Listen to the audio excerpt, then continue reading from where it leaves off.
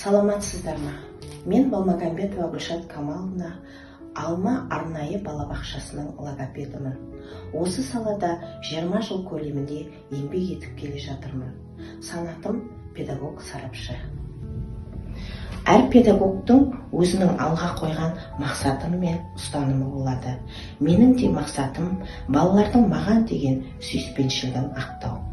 Себебі балалық шақ ол арман мен жақсылықтың, таңғажайыптың әлемі. Әлемде адамдарға көмектесетін мамандықтар өте көп. Солардың бірі дефектология мамандығы.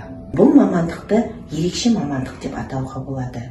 Себебі дефектология мамандығы бірнеше ғылымдардың басын бір салаға тоғыстырады.